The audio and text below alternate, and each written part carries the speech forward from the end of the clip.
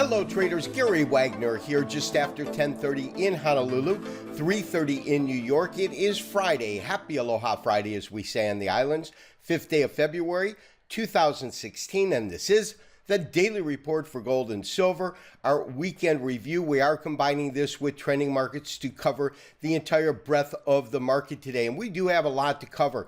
First of all, precious metals finishing on a positive note today, up moderately to strongly higher on the day. Gold trading currently up about $10, $11.68. We saw a real flare come into the market during the last couple hours of trading. And as I said, currently at 1168.10. It's traded to a low of 1145.50 and a high today of 68.80. So we're just under $1 off the high on the day. So traders, as you can see, we are really ramping up in terms of price structure in gold. First thing that I wanted to do is to spend a couple of moments and talk about a current trade that we are in, at where our stops are, what our expectations are, and exactly what it is that we have accomplished on this trade. The first thing is that beginning a week ago on Monday, I did send out a special recommendation during our show to enter the market from the long side, and that was roughly in this area here. And traders taking that call got in roughly at about 10:11, 10:12, somewhere in that area. On the following day, Tuesday, sent out an official trade alert stating that those who hadn't taken the call should actually go in and enter the trade. Everyone needs to be long, and traders taking that call got in roughly at about 11:20. Market moved in our favor and moved in quite nicely. Originally, we put our stop well below the market. I believe it was at 1097 right in here. We would move it up a couple of times since that point. But in essence, what happened is as this market came up, my recommendation was to go ahead and raise our stops and also add to the position. So at around, call it 1121, 1122, right in this area here, approximately, of course, we added a second position to that. So we were long, in essence, two golds. Those that trade multiple contracts were double their exposure in the market. And then as the market began to move up, we began to trail stops behind it. And that was up until yesterday. On yesterday's market, I made a basic video outlining a couple of different strategies. One of those strategies is simply to use trailing stops. And as the market moves up, of course, you trail the stops up behind. When the market does correct, it comes back down, it hits you, and it pulls you out in profits, assuming that you've been able to raise your stops enough, as in the case of our current trade. Yesterday, I came out and I also talked about the fact that we could, in fact, see some resistance come in at around 1160. And so what you might want to consider is actually putting the order in as an OCO. One cancels the other. So you would have your stop, which we had at that point moved, which is where it's currently at, just below 1130, OCO 1161. Last night, as the market was actually approaching the 1160, I felt, you know what, with the kind of momentum that it has, we have, because we have a double position, we have the ability to actually have our cake and eat it too.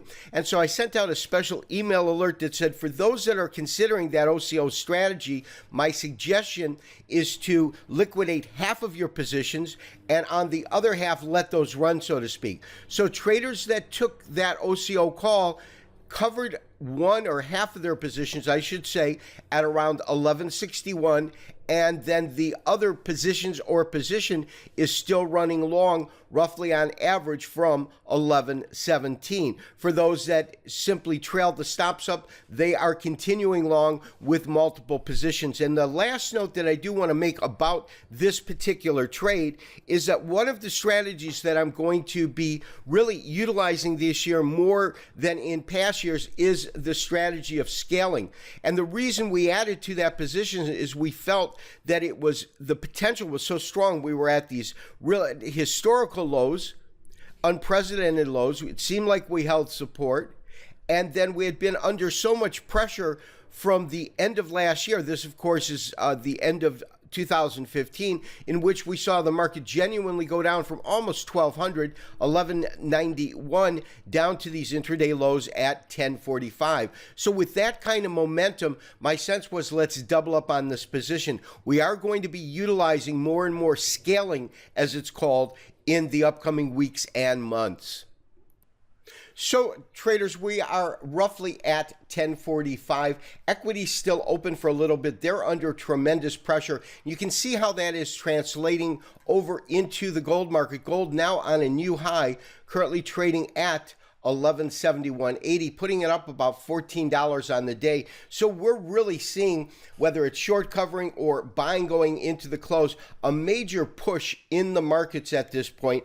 And that is really in sympathy with some other markets that we want to look at. First of all, Dow Jones Industrial Average off about 242 points, 16,173, down about 1.5% on the day. Crude oil, interesting in that it is also under pressure, off almost 3% on the day at 30.84. And then lastly, before we look at some charts, take a look at the US dollar index. US dollar index is back up. It looks like it had a tentative recovery in the market very, very quickly. We'll go ahead and pull this chart up. And this chart that we're looking at is a daily chart. And in that daily chart, we talked about this a little bit yesterday, but the fact is that there is a potential support level, which comes in roughly at 96.35, 61% retracement of this particular move here. What makes this interesting is take a look at these series of tops that come in roughly in that same area. And then if we carry that over, you can see how eloquently that does match up with the current low of today, as well as yesterday. So traders, one of the noteworthy things about today's U.S. equities markets is really the big hit that we have been seeing in the technology sector. We're looking at the NASDAQ 100 E-mini. As you can see, that is off about 3.33% on the day. When we compare that, of course, to the Standard & Poor's 500, that is off under 2% on the day. And traders, speaking about the SP 500, that has been under pressure when we were anticipating some potential for a rally in the market. Now, we're looking at a daily chart. Let's go ahead and kind of line that up. We talked about the fact that during the August meltdown, of course, we had these lows that came in roughly at about 1831. So that was a key point that we wanted to look at in terms of a level that we might find some potential support. Second level that we looked at was this bottom right in here. This comes in roughly at 1860 on our charts. Now, the market, in fact, came under pressure. We had this severe meltdown, very similar to the August meltdown, also really caused by many of the same factors, lower oil prices, but more so a concern about the economic slowdown in China. Now, as far as I'm concerned, the economic slowdown in China is to be expected. They can't expand in the way that they have with those unrealistic growth spurts. And so I think that over the next 5 to 10 years, we will see China's economy go into a period of stabilization in which it will become back into alignment with growth of some of the more dynamic economies, such as the U.S. economy and the EU economy, and come into some more realistic, sustainable numbers. Now, back to the market. So we had that concern. Market came down.